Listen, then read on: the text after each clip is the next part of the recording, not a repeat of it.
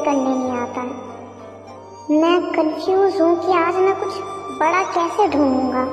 मैंने देखा उसे कि वो उस नोटबुक को छुपा रहा था, बट मुझे लगता है कि मुझे कैप्टन का पीछा करना चाहिए जब वो अपने ऑफिस से बाहर निकलेगा, और या फिर तो मुझे उस नोटबुक के बारे में जानने की कोशिश करनी चाहिए। A few moments later. थोड़ी देर के बाद कैप्टन बाहर आता है, तो उसका पीछा करता है और कैप्टन जनरल के ऑफिस में जा रहा होता है। कैप्टन ऑफिस के अंदर जाता है और डोर अंदर से लॉक कर देता है। फिर 5 मिनट के बाद वो बाहर आता है और उसके हाथ में वही पर्पल नोटबुक थी, तो ये दीवार के पास ही छुपा होता है। ये कैप्टन मेरे पापा के ऑफिस में क्या करने गया था जब मेरे पापा वहाँ पे थे भी नहीं। ये सोचते सोचते एक बिल्डिंग के ऊपर देखने लग जाता है। वो देखता है कि वहाँ पर एक आदमी खड़ा है, लेकिन ते उसका चेहरा नहीं देख पाता। फिर कुछ ही सेकंड के बाद ते देखता है कि वो उस बिल्डिंग से गिर जाता है। ते बिल्कुल चौंक जाता है, क्योंकि उसने अपनी जिंदगी में पहली दफा अपनी नजरों के सामने किसी को खुदकुशी करते देखा था। लाश के पास भीड़ जमा हो जाती है और कैप्टन भी अपने ऑफिस से बाहर आता है और वो भीड़ को साइड करते हुए उस डेड बॉडी के पास पहुंचता है। वो देखता है कि डेड बॉडी के पास एक हैंकी रखा हुआ है। पुलिस और कुछ डिटेक्टिव भी वहां पहुंच जाते हैं। सबके सब अपने कमरे में जाओ और कोई भी अपना कैंप छोड़ के बाहर नहीं जाएगा जब तक मैं ना कहूँ। ते भी वहाँ से जाने ही वाला होता है, इतने में कैप्टन उसे रोकता है और कहता है, मेरे साथ यहीं खड़े रहो। डिटेक्टिव मामले की जांच पड़ताल भी करते हैं और उन्हें आरोपी भी मिल जाता है, जो कि बिल्डिंग में ही था और वो खुद शॉक में था। फिर कुछ देर के बाद डिटेक्टिव ये अनाउंस करता है कि खून आरोपी ने ही किया है और केस को क्लोज कर देता है। नहीं, मुझे नहीं लगता कि अभी ये केस क्लोज हुआ है।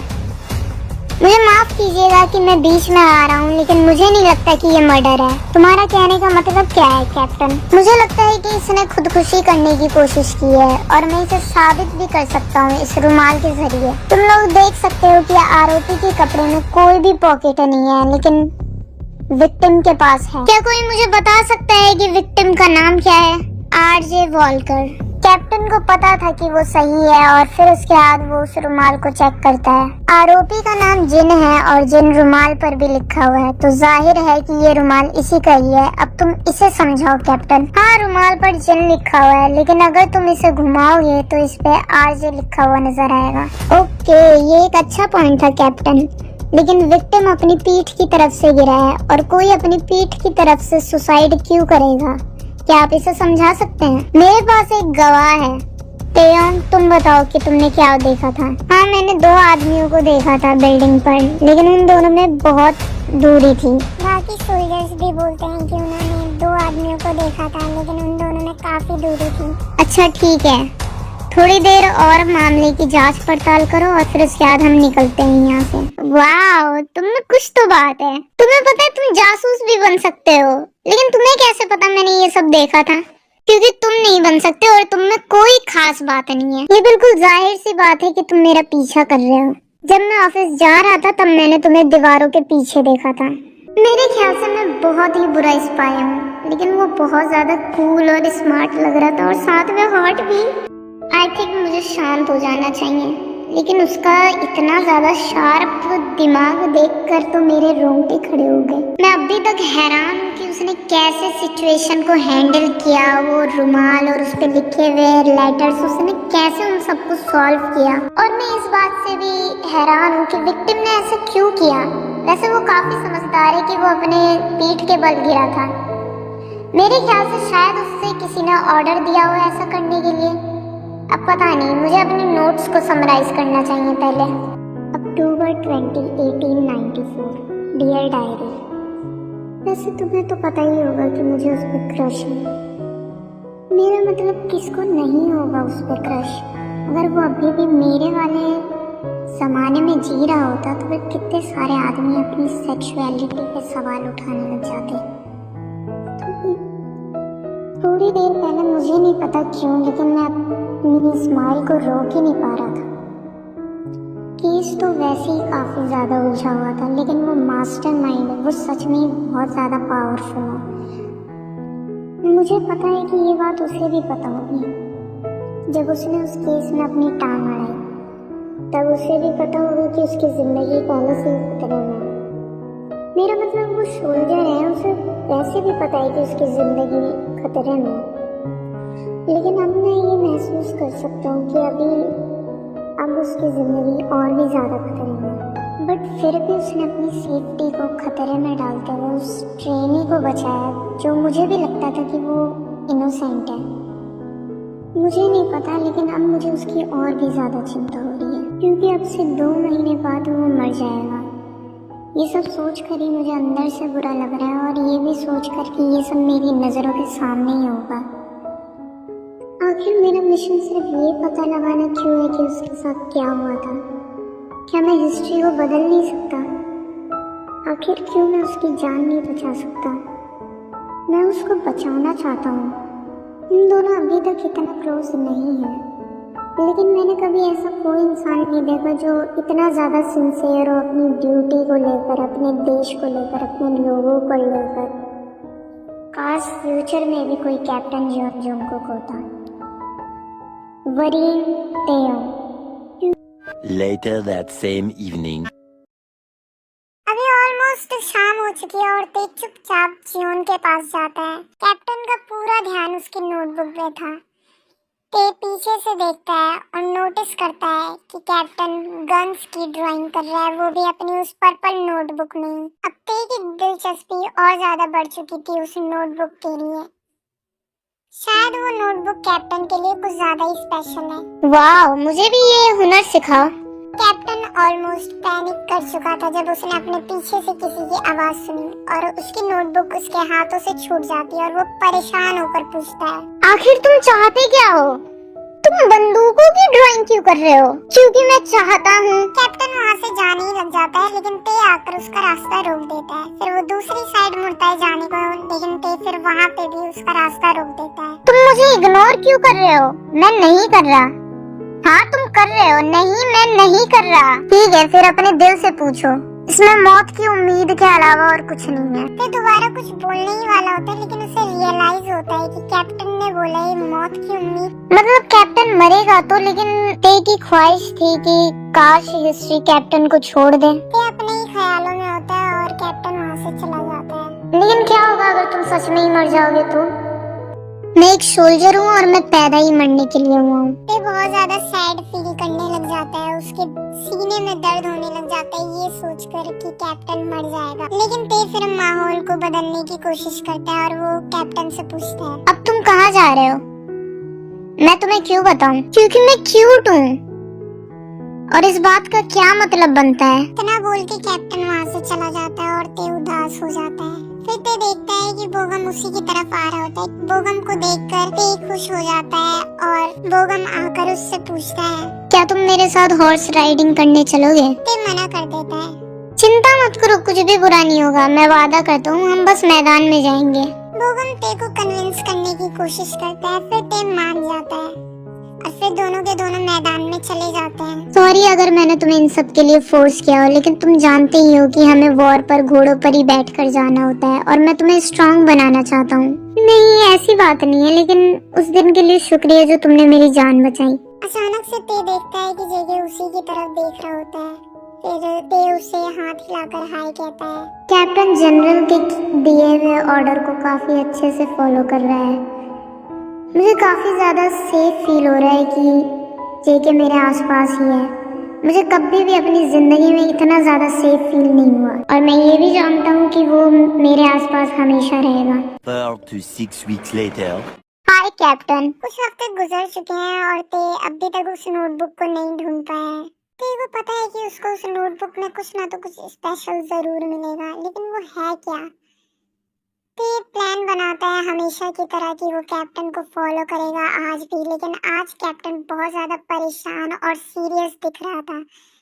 ते फिर भी उसके पीछे पीछे जाता है हॉलवे तक। क्या तुमने आज खाना खाया? कैप्टन का आज मन नहीं था किसी से भी कुछ भी बात करने का, लेकिन फिर भी वो जवाब देता है, नहीं। ब्रेकफास्ट से लेकर अब लंच हो चुका है, तुम्हें अब कुछ तो खा लेना चाहिए। तुम बस यहाँ से जाओ मिस्टर किम।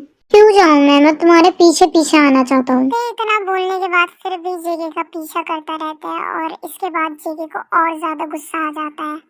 मैंने कहा यहाँ से जाओ।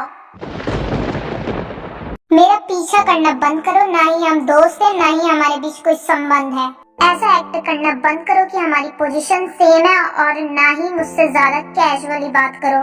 मैं तुम्हारा कैप्टन हूँ, हमारा रिलेशन बस इतना ही है। क्या तुम्हें समझ में आ गया? कैप्टन ते के ऊपर बहुत बुरी तरीके से चिल्लाता है, लेकिन उसके शब्दों से ऐसा लग रहा था शायद वो खुद को ये सारी बातें कन्विंस करने की कोशिश कर रहा है। लेकिन उसने इस बात को नोटिस भी नहीं किया कि ते डर के मारे कांप रहा है और उसकी आंखों में आंसू आ चुके थे, लेकिन फिर भी वो खुद को संभालने की कोशिश करता है। ये सर, मुझे माफ कर दीजिएगा कि मैंने आपको अपनी फ्रेंड के नजर से देखा। मुझे कभी नहीं लगा था कि आप भी मुझे सेम ही नजर से देखेंगे। मैं माफी चाहता हूँ कैप्टन। फिर ते वहाँ से चला जाता है क्योंकि वो कैप्टन का रिएक्शन बिल्कुल भी नहीं देखना चाहता था। जेके को अपने दिल में थोड़ा दर्द महसूस होता है ते की उस हालत को देखकर। वो जानता था कि वो कैप्टन की तरफ एक सेकंड भी और देखता तो उसकी आंखों से आंसू बहने लग जाते। ते भागकर उसी ओक ट्री के पास जाता है। मैं भूल गया था कि वो एक कैप्टन है और मैं कुछ भी नहीं हूँ, पर वो मासूम सा चेहरा और वो प्यारी सी आवाज कुछ देर पहले काफी ज्यादा डरावनी हो गई थी। मैं उस वक्त बहुत ज्यादा डर गया था। वो सेफ्टी जो मुझे उसके आसपास महसूस होती थी, अचानक से वो सब डर में बदल गया। लेकिन मैं रो भी क्यों रहा हूँ? मैं यहाँ पे कुछ भी नहीं हूँ उसके लिए। तेरी बॉडी अभी भी कांप रही थी। उसे ये चीज बिल्कुल पसंद नहीं है कि कोई उस पे चिल्लाए, क्योंकि वो बहुत ज्यादा सेंसिटिव है। ते को भी गुस्सा आ रहा था, लेकिन उसका गुस्सा आंसुओं में निकल रहा था। ऐसे ही कुछ और घंटे बीत जाते हैं। ते खुद को ही सारा दोष दे रहा था कि वो कितना ज्यादा केयरिंग भी है और साथ के साथ कितना ज्यादा बेवकूफ भी। ऐसे ही कुछ और हफ्ते बीत जाते हैं। ते अभी भी अपने मिशन के लिए भूला नहीं था, लेकिन ते को अभी भी बहुत ज्यादा बुरा लग रहा था। वो बस अपना ध्यान कैप्टन पर से हटा रहा था, पर दूसरी तरफ कैप्टन अभी भी ते को प्रोटेक्ट कर रहा होता है। वो हमेशा ते को देखता रहता है, वो भी दूर से। लेकिन ते ने कभी भी नोटिस नहीं किया। वो सिर्फ अपनी ट्रेनिंग और अपने फ्रेंड्स के बीच बिजी रहता है, और कैप्टन इस बात का शुक्रगुजार था कि ते के पास फ्रेंड्स है जो कि उसकी तरह नहीं है।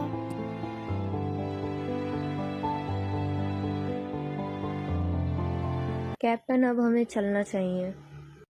इन दोनों को ही कुछ काम होता है, वो भी दूसरी सिटी में, और आज वो दोनों यहाँ से निकलने वाले हैं। कैप्टन का दिल अभी भी भारी था जो कुछ भी उसने किया था ते के साथ, और कैप्टन ये सोच रहा होता है कि वो हमेशा ऐसे ही ते को प्रोटेक्ट नहीं कर पाएगा।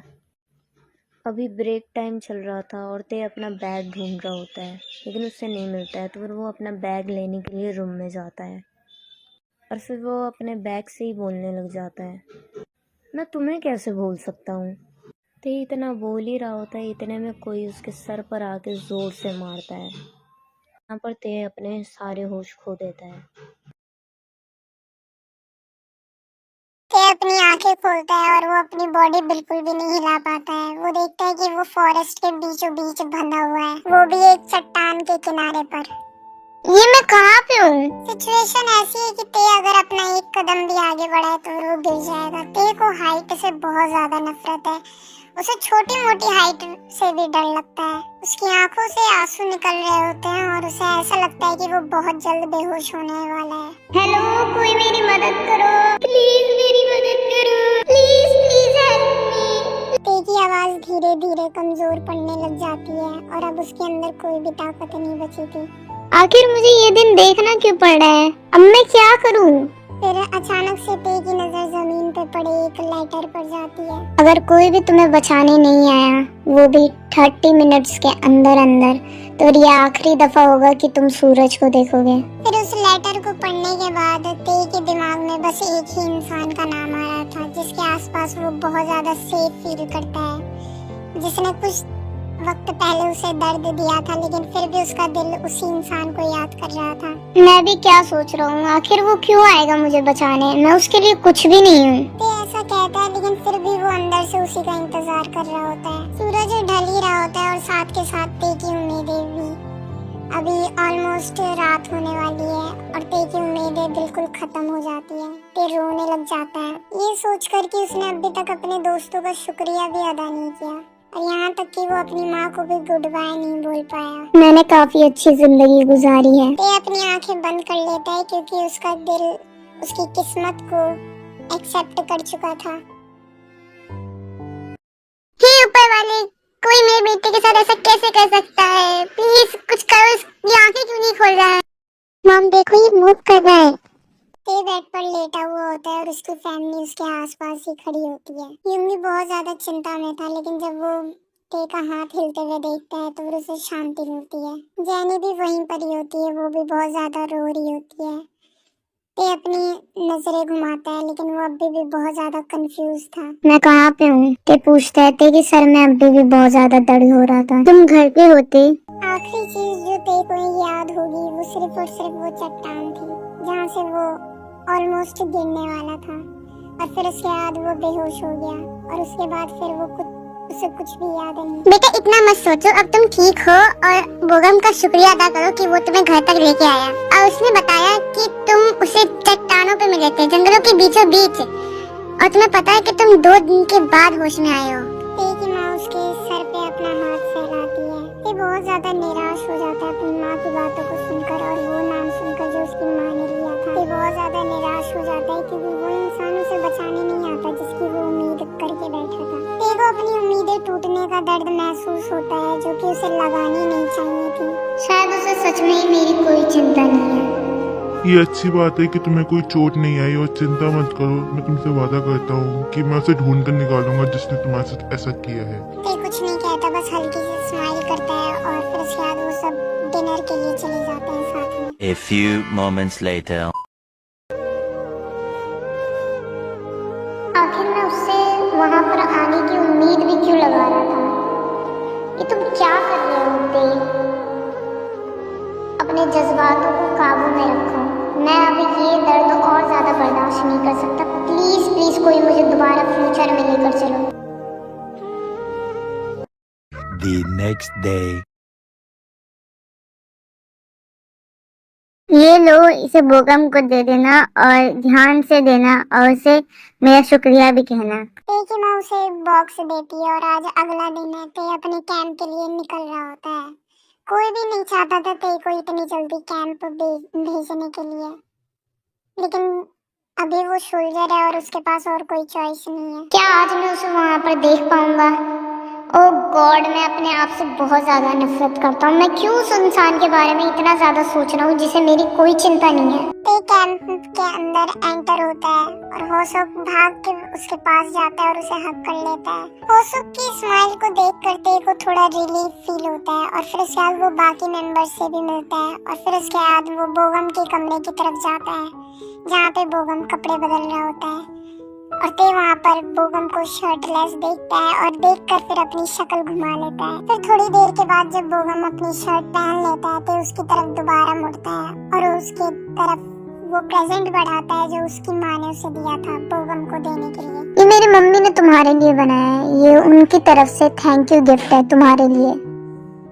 थैंक यू, लेकिन मैं इसे एक्सेप्ट नहीं कर सकता। नहीं, लेकिन मॉम ने कहा है तुम्हें ये लेना ही होगा, और मेरी तरफ से भी थैंक यू मेरी जिंदगी बचाने के लिए।